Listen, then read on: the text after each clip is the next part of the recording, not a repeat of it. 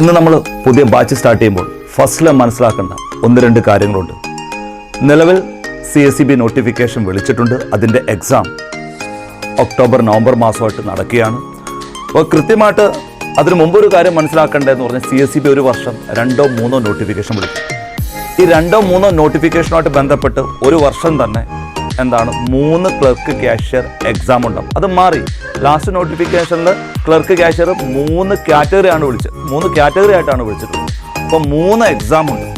അപ്പോൾ അങ്ങനെ വരുമ്പോൾ തന്നെ 2 നോട്ടിഫിക്കേഷൻ വിളിച്ചാൽ പോലും 6 ക്ലർക്ക് ക്യാഷ്യർ എക്സാം എഴുതേണ്ടി വരും.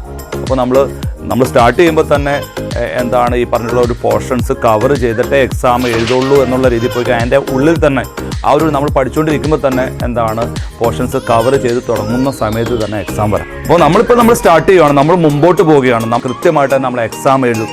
അപ്പോൾ നമ്മൾ ഒരു പഠനം വീണ്ടും കണ്ടിന്യൂ ചെയ്ത് പോവാം. നമ്മൾ ഒരിക്കലും ഒരു ക്രാഷ് കോഴ്സുമായിട്ട് ബന്ധപ്പെട്ട് നമ്മളൊരു ക്രാഷ് കോഴ്സിനെ കുറിച്ചല്ല നമ്മൾ പറയുന്നത്. ഡീറ്റെയിൽഡ് ആയിട്ടൊരു ഒരു സ്റ്റഡി പ്ലാൻ അല്ലെങ്കിൽ ഒരു ടൈം ഡ്യൂറേഷനെ കുറിച്ചാണ് പറയുന്നത്. ചിലപ്പോൾ ഒറ്റ ടൈമിൽ ഒറ്റ ഒരു കോഴ്സ് നമ്മുടെ ഒരു 6 മാസത്തെ കോഴ്സ് കഴിയുമ്പോൾ ചിലപ്പോൾ കിട്ടും. ചിലപ്പോൾ 8 മാസമാകാം, 12 മാസമാകാം, അല്ലെങ്കിൽ ചിലപ്പോൾ 1.5 വർഷമാകാം.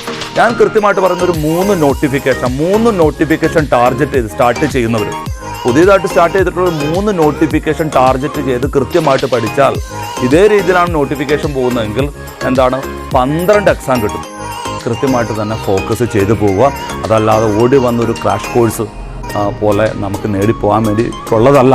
അത് കൃത്യമായിട്ട് മനസ്സിലാക്കണം. ലാസ്റ്റ് CSEB ക്ലർക്ക് ക്യാഷ്യർ എക്സാമിൻ്റെ കട്ട് ഓഫ് മാർക്ക് മനസ്സിലാക്കിയാൽ മതി. കട്ട് ഓഫ് മാർക്ക് എന്ന് പറഞ്ഞാൽ 97 വാല്യുവേഷൻ നടത്തിയത്. 3 ക്യാൻസൽ ചെയ്തു.